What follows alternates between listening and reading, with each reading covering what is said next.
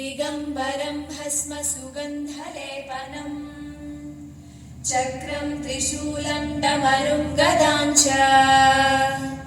पद्मासनस्थं ऋषिदेववन्दितम् दत्तात्रेयध्यानमभीष्टसिद्धिदम् मूलाधारे वारिजपद्मे सचतुष्के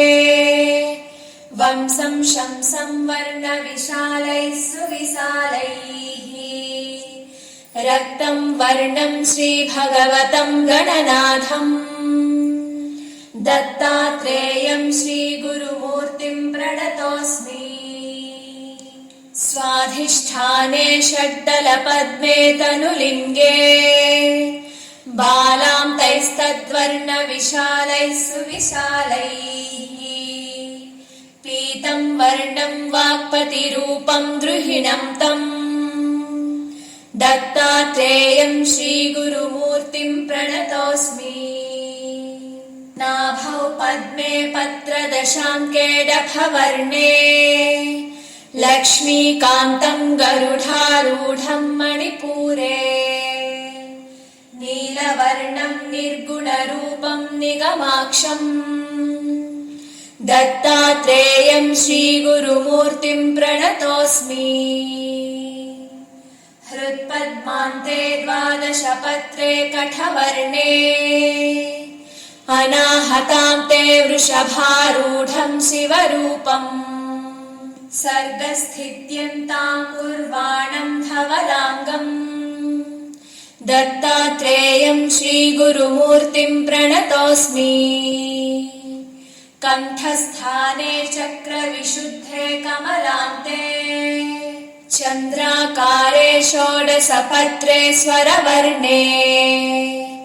मायाधीशं जीवशिवं तं भगवन्तम् दत्तात्रेयं श्रीगुरुमूर्तिं प्रणतोऽस्मि आज्ञाचक्रे भ्रुकुटिस्थाने द्विदलान्ते हंसं बीजं ज्ञानसमुद्रं गुरुमूर्तिम् विद्युद्वर्णं ज्ञानमयं तं नितिलाक्षम् दत्तात्रेयं श्रीगुरुमूर्तिं प्रणतोऽस्मि मूर्तिस्थाने वारिजपद्मे शशिबीजम्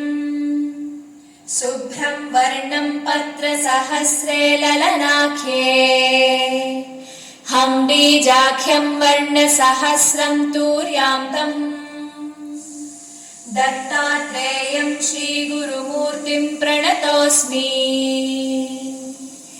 ब्रह्मानन्दं ब्रह्ममुकुन्दं भगवन्तम् ब्रह्मज्ञानं ज्ञानमयं तं स्वयमेव